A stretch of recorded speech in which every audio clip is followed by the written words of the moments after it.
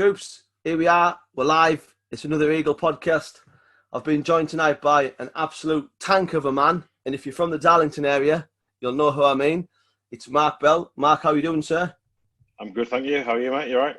I'm all right. Quick question. Where did the nickname Tank come from? It was from rugby, from when I was 12 yeyears old. 12 years. Yeah, I haven't really grown much since I was 12. So at that time, I was the tactic in the games was to pass me the ball, and I would just run through everybody.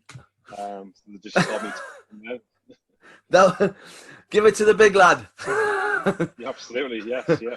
That's the. Is that where your passion for rugby came from an early age, or?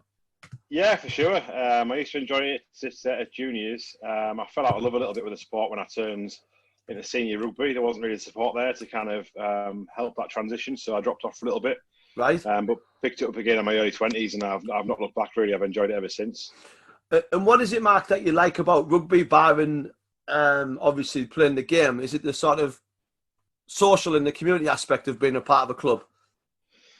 It's everything. It's I genuinely believe it's the greatest team sport out there. I agree. Yeah, it's for everybody. There's a place in the team for every kind of shape of person. It's inclusive for women, men. We cater for absolutely everybody who wants to play the game. I think the kind of family feel of a rugby club is second to none. Everybody knows each other. Everybody's there for each other on and off the pitch. So it's just a great atmosphere. And tell everyone who you play for. I'm the second team captain at Malden Park. Yeah. And how long have you been at Malden Park for? Right, since I was 12. So wow, one man club. Yeah, this is my 25th season playing for them. Wow, that's amazing. 25th season, God. Yeah. And I think one thing that rugby does much better than football, and it's done it for a long time, is it is sort of really open, isn't it, for all sorts of shapes, sizes, abilities, men, women, and the women's game's really strong, isn't it? The Sharks. All right, so the women's game is really taken 4 or 5 years. It seems it's only got the support from the RFU right down to grassroots rugby. I've done some coaching over the last few years. I coached my daughter from when she was 12, 13 through to her first season in senior rugby. And yeah, the Sharks at Malden are a Premiership team. They have a number of internationals playing for them. Really strong links with the England teams. So it's really good.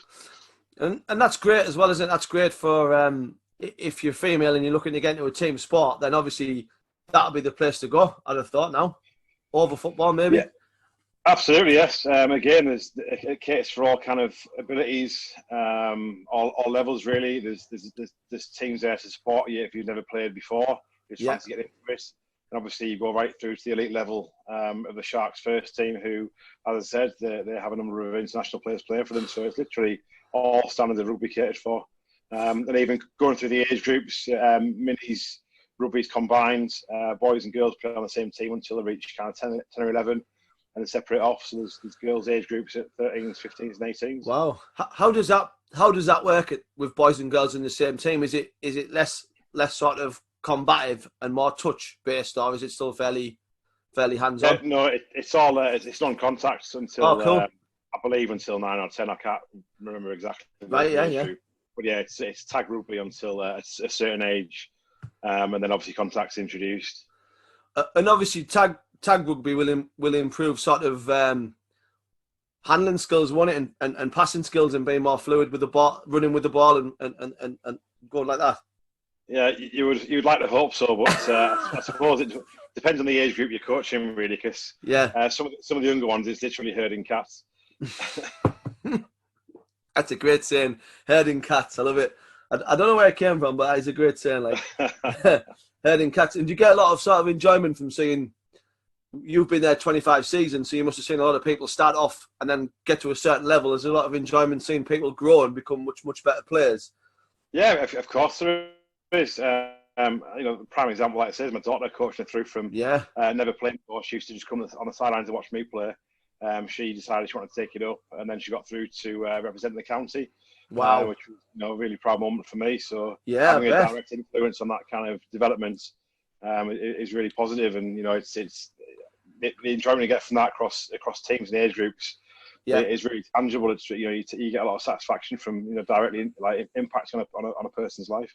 Yeah, no, it's a great thing, and obviously your own rugby career, rugby obviously being a very combative sport. We've talked before injuries. How do you manage sort of full-time work, full-time family, keeping fit, and getting injured and playing rugby? It's a balance, that's for sure. I definitely believe the older you get, the more you've got to invest in yourself and looking after your body. I take my training seriously far more now than maybe 10, 15 years ago. But I currently train every day, at least once a day. I'll weight train Monday to Friday, and I'll try and do cardio as well. I vary that with bits of like swimming or clearly rugby training or cycling. And then I play on a Saturday. I've been really fortunate, touch wood, I guess, that I've not had any significant injuries. I've been quite fortunate in that respect to still be playing at a reasonable level at my age.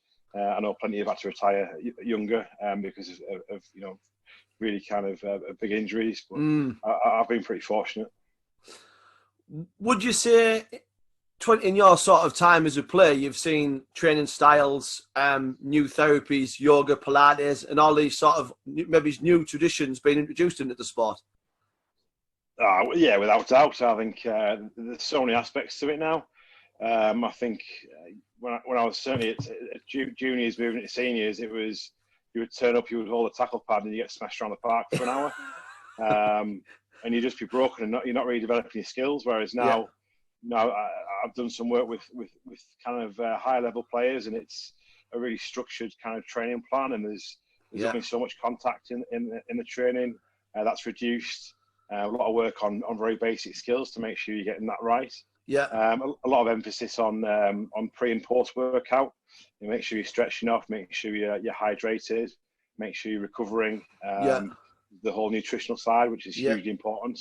And I think now we're starting to see more and more kind of mental health awareness.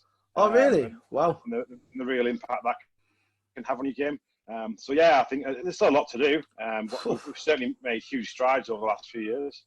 Do you know what? You've covered quite a lot of topics there, and it's dead interesting because obviously stereotypical the lads rugby team is sort of go on a bit of a tour, knock back 15, 20 pints the night before, fry up, and then go and play a game of rugby in the mud. But obviously that's a stereotype, and now actually what you're talking about is probably good night's sleep the night before, hydration, nutrition, and all that sort of good stuff now.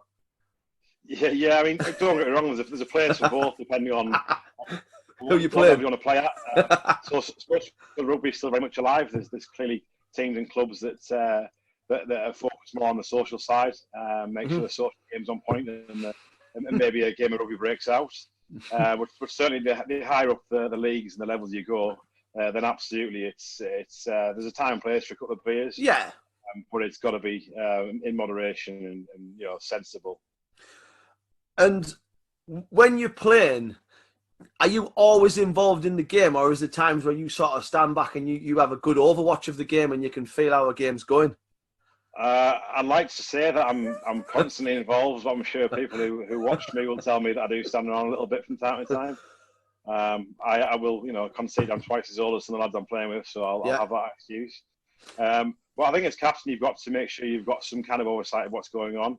So you can make strategic decisions, and you can kind of dictate to the playmakers what you want to do on the pitch.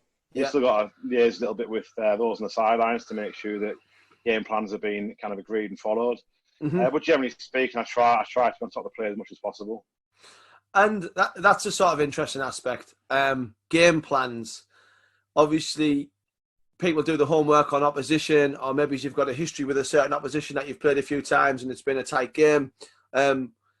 How much does that play into a victory, or is it down to whoever wants it the most on the day? Or have you ever played bad and still won, and then obviously played good and then lost and thought, I don't know, this has happened? Well, yeah, I mean, so your final 2 points there, that they're very relevant. The level I play at, we don't do too much research into oppositions. You tend to know the kind of team you're going to come up against depending on the club and the histories of games in the past. So you can kind of plan to either keep it in the forwards or try and be a bit expansive.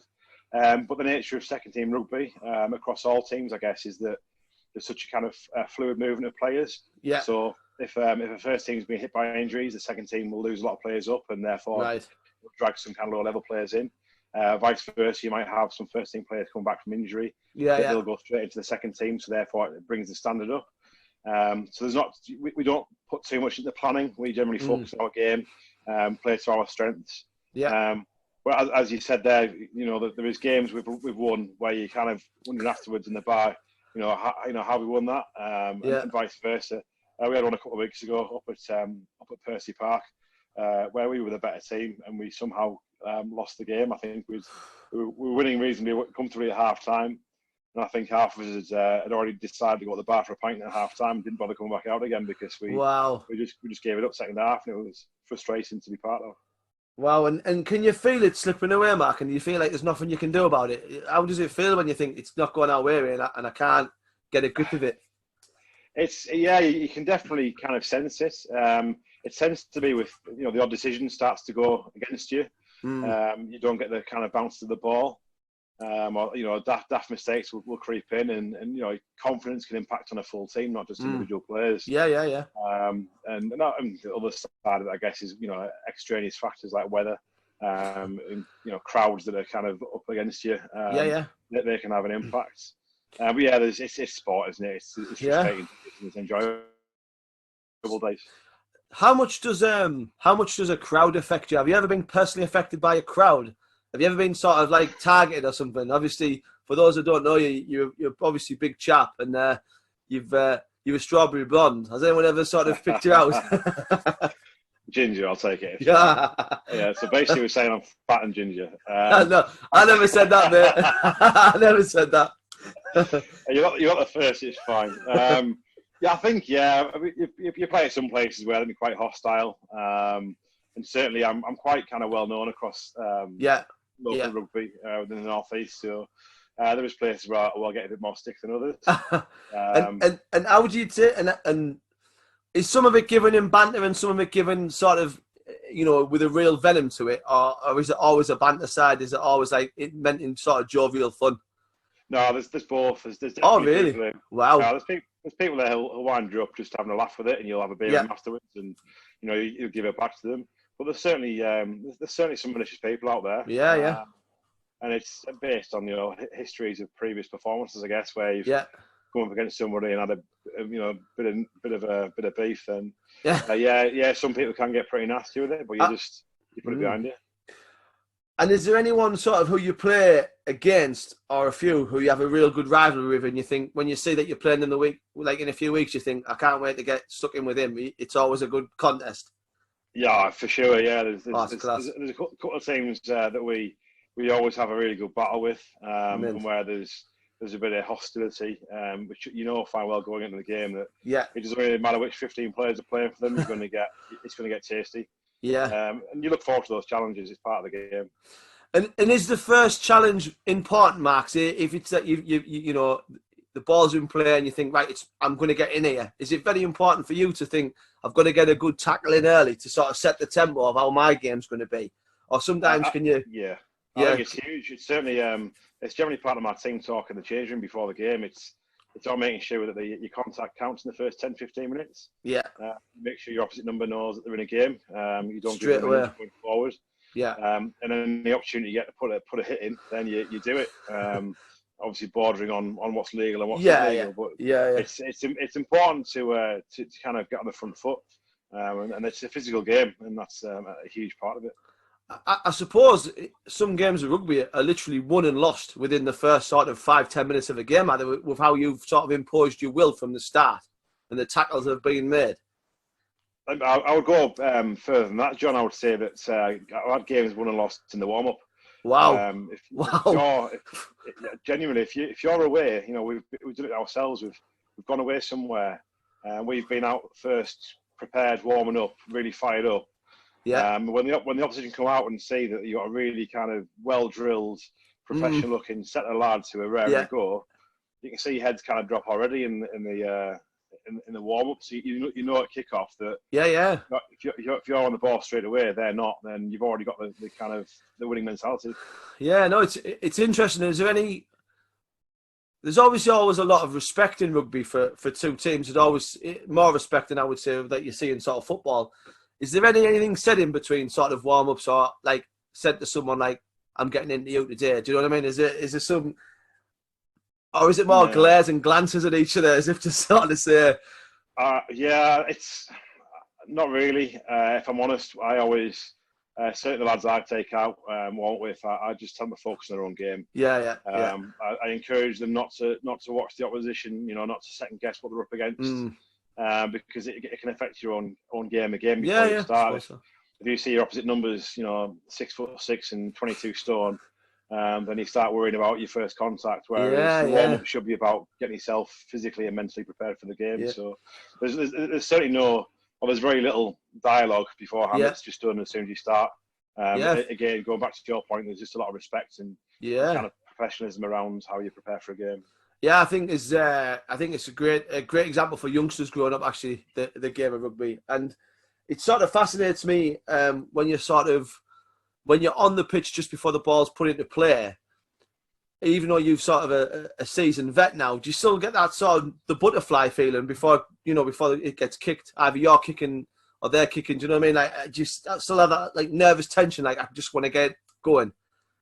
Yeah, for some of the big games, without doubt. There's nerves come with being the leader, really, because you're expected to lead by example. So you know that you're kind of probably under a little bit more scrutiny. And certainly, like you said, with being a veteran, so to speak, you've got these kids coming through that are 20 years younger than you, who look to you to kind of almost hold the hand and encourage them into to kind of enjoying the game and being confident. So absolutely, I would agree with that. And when someone sort of new comes into the team, do you sort of put an arm around them as the captain? And if it's their first game and you can see they're nervous, do you have to sort of sometimes, with some people, you've got to almost coach them in the first game, or do you just let people play their first game? I think you have to treat everybody as individuals. And it's the same way I deal with anybody who we get involved in coaching, really. I think some respond to that. Some respond to, being shouted at. Others just want clear instruction in terms of what they're expected to do on the pitch. So I believe you've got to kind of get to know the players, as much as possible, really, and kind of figure out yourself what they need from you. Yeah, no, it's great, and obviously one thing I've noticed from the club, obviously with your foundation, it's been massively supportive of what you're trying to do. And if you'd like to tell everyone about your foundation, and we'll kick on from there. Yeah, the club have been a huge part of it from day one. Yeah. So I'll go back to the beginning if you like. Yeah, sure thing. Go for it, Mark. Yeah, so my son Luke, it was unfortunately diagnosed with high risk neuroblastoma. Yeah. Back in kind of April 2017. Yeah. We didn't expect it at all. He'd been run down and tired, and a few aches and pains for a couple of months prior to being diagnosed, and even the diagnosis process itself was quite drawn out. Yeah. But it became clear we needed some support, really, so we approached the club straight away, and some other kind of friends and family, who all put an arm around us and helped us. We went through the journey with Luke. There was lots of treatment, lots of staying at the RVI in Newcastle. Travel backwards and forwards. It became, all encompassing, life for the family revolved around Luke's diagnosis and his treatment. And so, the club were brilliant from the start. Really couldn't have been any more supportive, and a really good advert for the sport. Yeah, no. For those who don't know about the disease, what can you sort of tell us about it, and what's the sort of signs? So the disease itself, it's a form of cancer. Right. Neuroblastoma generally affects children under the age of 5. Right. Luke was quite late in getting it. He was 7 when he was diagnosed. In terms of the signs, he became really fatigued really quickly. Wow. Okay. He had aches and pains in his leg, and then he developed what lumps and bumps and bruises and such like. And right. I guess looking back, and at the time we just put it down to maybe growing pains or yeah. Being a you know, young boy, just young boys. Exactly, yeah. Yeah. But it wasn't until we got a couple of calls from school saying he was falling asleep in lessons, which was really unlike Luke. Luke was a really energetic little boy, and you'd never imagine that. So we took him to the doctor, who initially told us he was just anemic. He needed some more fruit and veg in his diet and what have you. Which again, I suppose you can understand where they're coming from. Yeah. But again, within a couple of days of that, he'd fallen asleep in a lesson again. So we went back to the GP and said, look, there's got to be more to it than that. Yeah. So we insisted on further tests being done. Yeah. And that was on a Thursday. I remember it really clearly. Yeah. Because I was actually I was training on the Thursday night. I was coaching my daughter's rugby team. Right. And I got a phone call from A&E in Darlington Memorial Hospital saying they'd received the tests from the results from Luke's blood test. Yeah. He needed to go straight to A&E really. So, but again, at that stage, you still don't realise what it's going to be. Yeah. You don't think worst case. You just it's more, let's get him there, let's get it fixed. Yeah.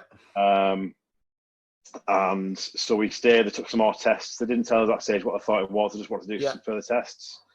So I sent everybody else home. Me and Luke stayed in the hospital overnight. Yeah. But I remember being, I wasn't asleep. I was just, the doctor came in at about 1 o'clock in the morning and said, "Oh, we've got a test back. We need to speak to you." So they took me into this little room and said that obviously found cancer in his blood. Wow. Which was just, you could have just knocked me out really, basically. Probably wiped me out.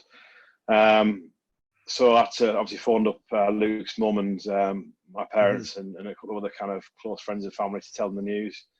And then he was taken up to RVI the following morning by ambulance, which he saw was quite fun. But it was I think the most difficult part of the process was trying to explain to Luke what was wrong with him. Without being too kind of serious about it. You're trying to put that sort of brave face on, aren't you? But it's it must have been absolutely horrific, mate. And everyone from Darlington and I'd say sort of County Durham was obviously well aware of you, and obviously I saw all the sort of social media posts, and obviously we were training at the same gym for a time, and Steve McLean and lots of others, Paragon, lots of other people in the town did lots, didn't they? Charity events and raised all sorts of money, and it brought so many people together. I mean, obviously I got to know Helen Ridley, who came out with me quite a few times. She went away and did quite a lot of sort of stuff on her own and raised money, but you sort of went, on a lot of sort of, you were trying to get specialist treatment at points, weren't you? Like over, was it over in the States? It was Barcelona. So Barcelona, right? Okay. Neuroblastoma is quite a rare disease. Yeah. It affects fewer than 100 kids a year in the country. Wow. You're talking really, really low numbers. So as a result of that, there's not a huge amount of treatment available. They have a fairly well-established series of frontline treatments.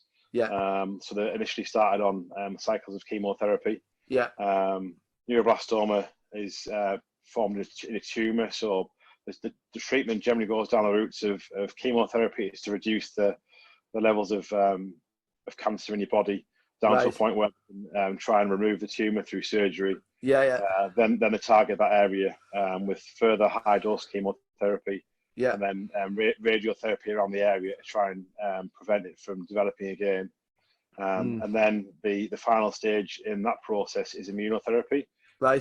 Which is the treatment is designed to almost recode your own immune system to fight cancer cells itself. Wow. So that was kind of the first 7 or 8 months of Luke's treatment. So we got to the December, and he had tests and scans periodically. In December, after the surgery and after his high dose chemo, we were told he was all clear. There's no cancer in his system. So we had the radiotherapy in January, and then started the 3 months of immunotherapy. But then routine tests in, I think it must have been March, April time again. showed unfortunately he'd relapsed and the cancer had returned. Wow. So that's when they say when the relapse with neuroblastoma, the chances of survival are less than 1%.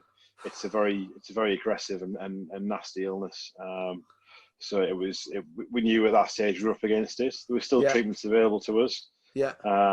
But we did, as a family, started to look into what options are out there. Yeah. Wider than just NHS.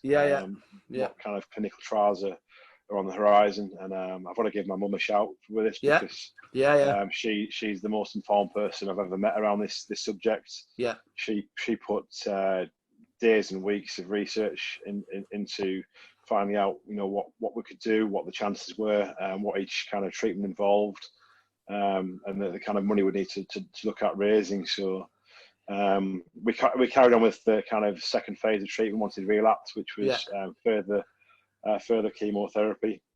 And then he was accepted onto the minivan trial, which that's when he was on Channel 4 News. A bit of publicity around that. So that involved a month down in London, and then fortnightly trips down to Southampton for immunotherapy.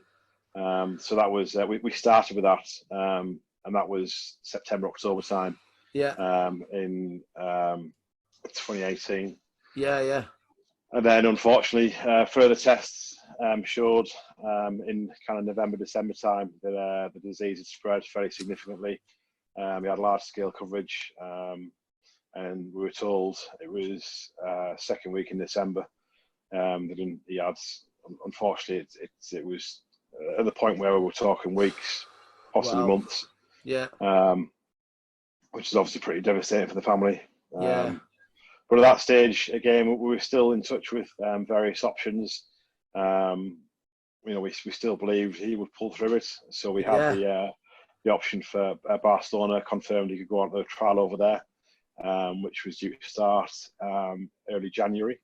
That was it was £125,000. It was going to cost. Which would be, throughout the whole journey, fundraising had continued.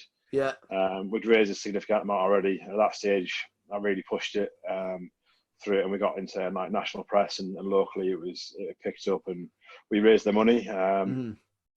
So we got to the stage where we had the money, but unfortunately, Luke just couldn't quite see it through. Honestly, mate, I think what you've gone through there, and I know, like, your little boy had cancer, but the effect on the whole family, constant every day is a fight, isn't it? Traveling to London, traveling to Southampton, you'd have walked there if you had to. Do you know what I mean? And everyone put in 1,000%. And as a struggle, it's truly heartbreaking as a family and for yourself. What you must have gone through with that, and obviously with your little boy passing away when he did. And I remember it really, really clear. And God, I remember sitting in my car outside the gym, mate, and I was crying. Do you know what I mean? And I didn't really even know you then. Do you know what I mean? Like, I saw you in the gym, and I saw your little boy coming in and out the gym, but I've never sort of been affected by something so much from someone I didn't know. That, like, that's what I mean. Everyone got involved with it. Like, everyone really, it became like the town sort of, let's all get behind it sort of thing. And what you've done there is, we'll talk about now, the foundation that you've set up now. Talk about where you see the foundation going moving forward in sort of 2020 and everything that you've got coming up in 2020. Yeah, absolutely. So we were determined that something positive would come from this. We had raised a fairly significant amount of money there.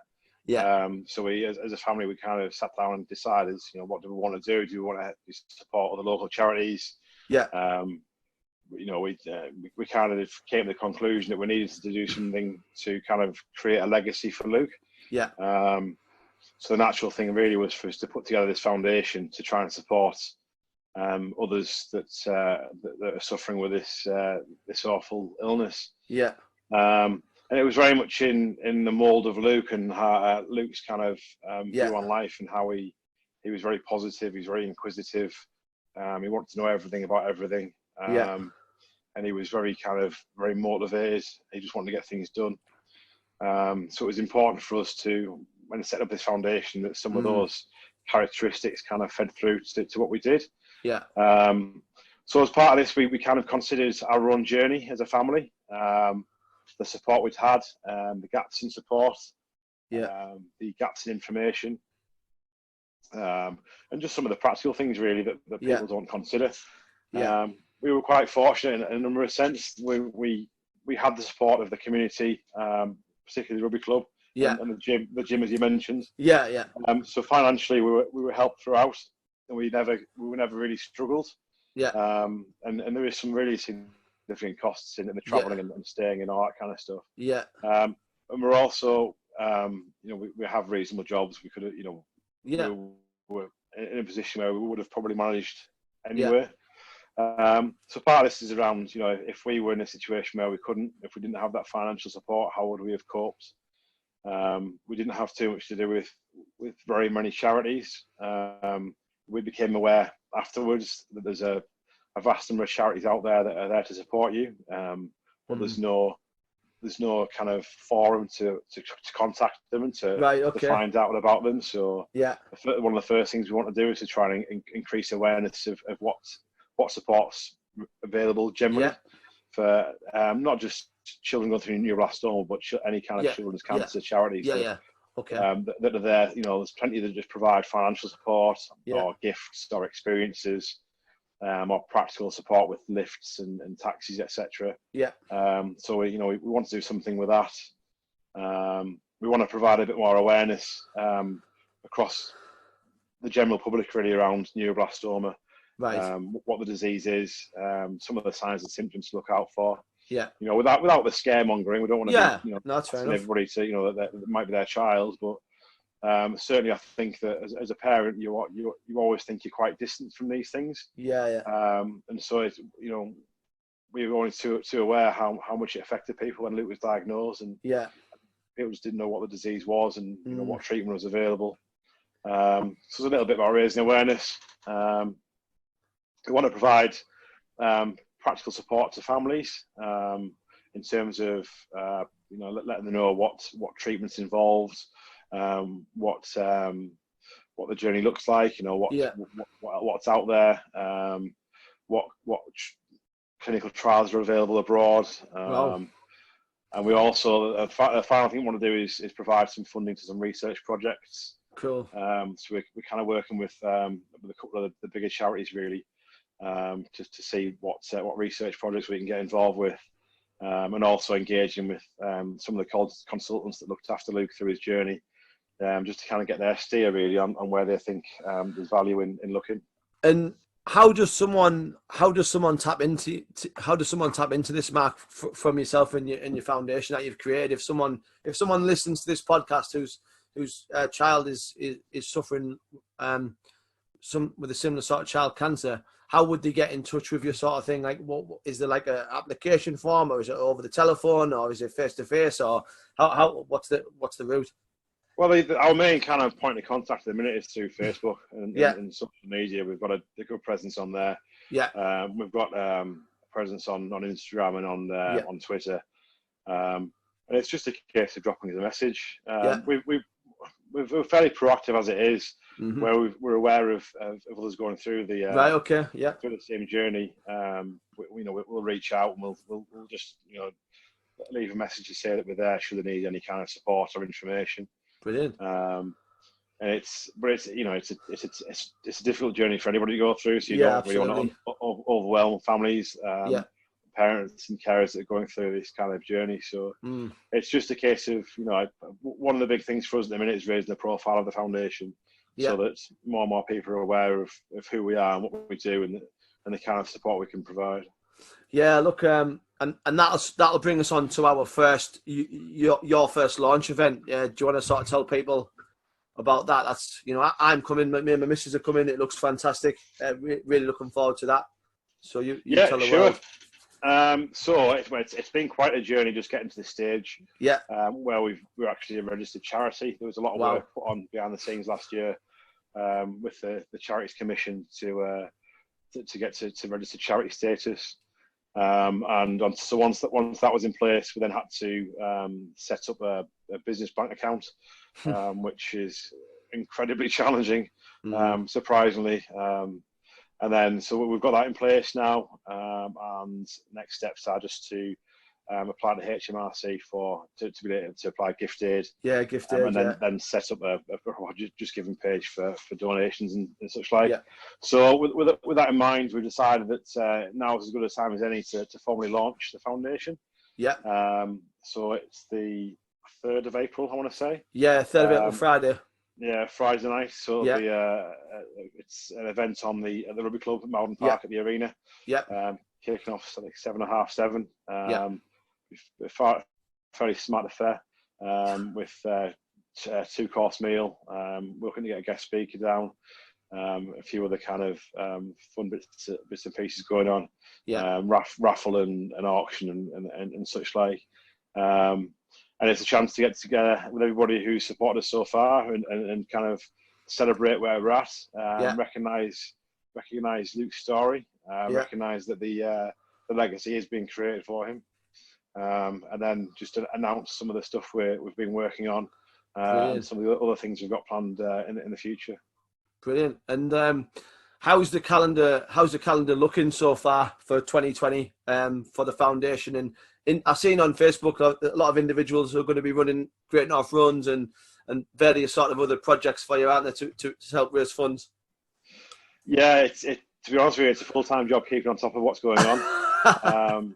So as a foundation ourselves, we decided we want to keep a fairly small number of maybe significant events, so 3 or 4 throughout the year, that we will kind of set up and plan. So we've got obviously the launch event in April. We're collaborating with Wooden Spoon Charity, which is a rugby charity which helps kids. Nice. We're putting on a kind of vets tournament and family fun day in June at the Rugby Club. Yeah. In August, we're running a family fun day with it's a knockout obstacle course. Yeah, it's class. We did that a couple of years ago in South Park, and it was really well attended. Fun. And we're hoping to make it bigger and better this year. So that's in August, and then we'll have the Boxing Day Rugby again, which again was this year. This past Boxing Day was tremendously well attended. So they're the key things we want to do from the foundation's perspective. But as you said, we're aware that there's lots of individuals and groups and clubs that want to do their own things to support. So I've already been dragged into. I'm doing the Great North Swim in June, doing that 5K. I'm doing a 50-mile walk, which adventure. Yeah, well, one way of putting it, which you're very kindly putting together for me and some kind of friends. Yeah. They might not be friends at the end of it. Yeah, absolutely right there. Just pick people on the fringes of your friendship groups. That's probably the way forward. I'm planning on I'm cycling the coast to coast in a day, probably in May time. Brilliant. And I know others that have signed up for similar. There's others that are doing some swimming events. There's others that are doing the Great North Run, as you said. So there's plenty that people can get involved with. And it's a building year for us this year, so we see what we can do. Brilliant. And then next year we can start looking at, we can get our own places as a charity on the Great North Swim and the Great North Run. And then we can kind of push that out to get more and more people running for us. Brilliant. No, it's amazing, Mark, and it's a testament to your character, mate, that you can take something so negative and turn it into an absolute positive. That takes a hell of a lot of character to do something like that. We're going really well here, mate. So what we're going to do is we're going to move on to the sort of close down of the show, and it's the 5 whats. So the first one, mate, what's the greatest piece of advice you've been given? I think I've always been taught growing up to be yourself and be honest with people. I'm a firm believer in treating others how you want to be treated yourself. So I'm kind of quite straight talking with people. I suppose that's through work and through rugby and my personal life, really. So I think it's just be yourself and be honest.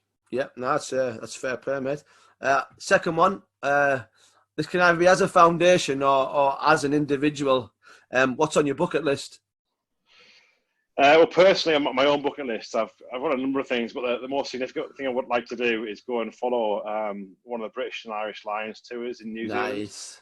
I'd love to head to the Southern Hemisphere anyhow. I've never been before. Yeah. But to follow the Lions around somewhere like New Zealand, I think will be a phenomenal experience. And I will do it at some stage. I will find a group of people who are happy to join me and head over there. Yeah. I think as a foundation, I think my main aspiration really is to be able to reflect one day on a being proud of the legacy that's been put there for Luke, and people can kind of benefit from very tragic circumstance, and if we can help fund some significant research which can really contribute to a child pulling through this illness, then that'll be a pretty proud moment. Yeah, that'll be unbelievable. Third one, mate. What's been your toughest day? And I dare say there's been a few. Yeah, without doubt, the toughest day of my life was having to read out Luke's eulogy and his funeral. That was pretty awful. A proud moment, but pretty awful. Yeah, I don't think it gets much harder than that. No, I can imagine it won't, mate. Fourth one, what's been your happiest day? And if you've got more than one, then shoot them out. Different aspects of your life, really. I've won a few decent trophies with various rugby teams. So some of those have been pretty significant, particularly when you're up against it. Yeah. When you're kind of written off beforehand, to walk away afterwards with a trophy. Yeah. On any given day is always really satisfying. Mm-hmm. I think personally, outside of rugby at home, I guess watching my daughter run out for county was pretty satisfying. I think happiness when Luke was given the all clear. Yeah. At the time, obviously, that was a pretty significant moment. Yeah. So yeah, I think that's not probably cover it. I think. Fair enough. And again, mate, fifth and final one. What's next, either for you as an individual or as a foundation? For the foundation, what's next is to make sure we get maximum attendance at this launch event. What's that, mate? What's maximum attendance? Do you know off the top of your head? What's the max numbers? 180. Oh, yeah, you'll get that. Yeah, easy. Yeah, I would think so. It's I suppose it's probably nerves. You don't want it to kind of fail. I'm sure we are well supported by so many people, so I'm sure we won't have any issues with that. But it obviously plays in your mind. Yeah. So for the foundation, it's around make sure we're ready for that event. Make sure that once that's done, we move forward and we keep driving forward. Yeah.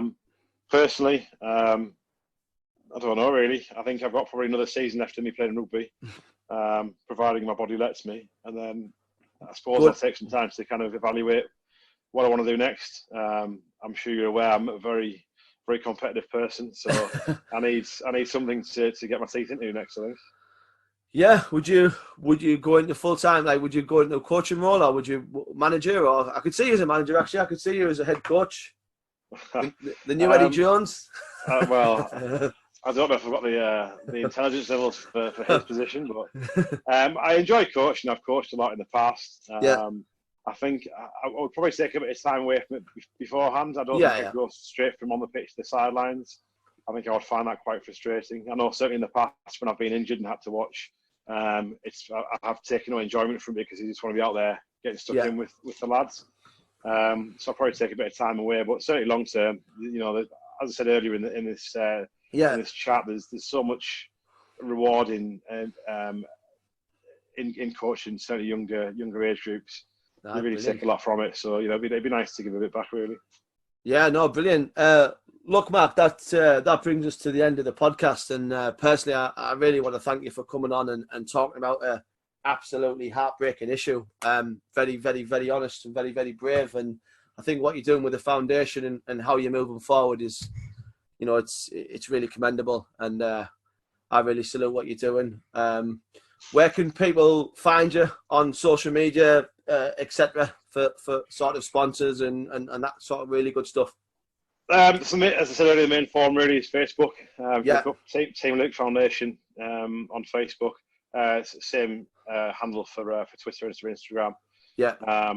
We'll be sharing out details of the Just Giving page once that's properly put together and launched. In the meantime, it's just a case of getting involved with this launch event if possible, and tickets are available through the Rugby Club, which again the links are on the Facebook page. Yeah, is that the Rugby Club? Is that just sort of in the main reception? You can get them from main reception. Yes, yeah. Right. If you fight through the queues of people getting Tom Jones tickets, then you should be all right. Yeah. And I've also seen the wristbands as well starting to do the rounds now, mate. So that's really good. Yeah, again, we've got a few bits and pieces in the pipeline, so we've got wristbands available.